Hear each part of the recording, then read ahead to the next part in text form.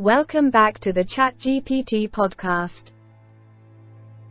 Today, we're going to dive into a topic that has been making headlines and has left many concerned: the grim statistics on declining life expectancy and health in the UK. As The Economist recently pointed out, even before the pandemic, around 250,000 people died younger than expected, and more people are living with ill health and long-term disability. What could be the cause of this alarming trend? Well, it turns out, the answer may lie in a policy that was championed as a tough but necessary response to the financial crisis: austerity. The numbers marshaled by The Economist make for sobering reading. Mortality rates for 30 to 49-year-olds have increased in England and Wales, and in Scotland, drug overdoses and deaths from despair are second only to COVID-19 as the biggest contributors to rising mortality rates.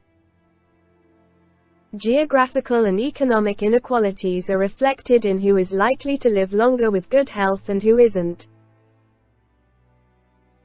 In fact, if you travel just 10 kilometers from the posh part of Kensington in London to New Cross Gate, life expectancy for men drops by a staggering 18 years, from 92 to 74. But what could be the underlying cause of this alarming trend? The Economist points to data compiled by the Institute for Fiscal Studies, IFS, that shows the largest declines in adult social care spending and housing services were the ones that suffered the greatest impact on life expectancy. Cuts to benefits and preventative care, the impact of stress and inadequate housing, poor diets and food poverty, all of these factors have contributed to poorer people dying prematurely. The case put forth by The Economist is damning, but what's even more concerning is that the impact of austerity on the poor was not unforeseeable. In the 2010s, austerity was championed as the only solution to tackle the financial crisis.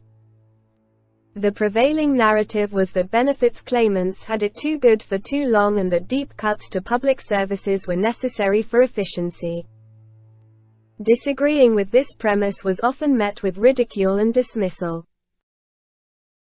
The reality is that austerity measures have had devastating consequences for those who can least afford it.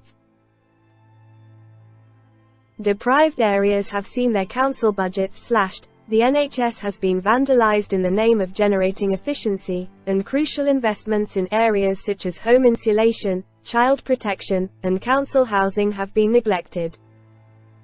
Meanwhile, the number of billionaires in the UK has increased, yet we are constantly told that there is no money for essential public services. It's time to question the flawed logic of austerity and challenge the elite consensus that has perpetuated it. The evidence is clear: austerity has had dire consequences on the health and well-being of the most vulnerable in society. We cannot afford to wait for elite consensus to catch up with reality. It's time to prioritize investments in public services that benefit everyone and promote a decent and dignified society. That's it for today's episode of the ChatGPT Podcast. Thank you for tuning in. Remember, the numbers don't lie, and it's time for a change in mindset when it comes to austerity.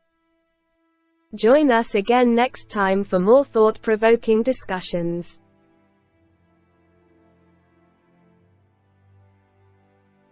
Until then, stay informed and stay engaged. Goodbye for now.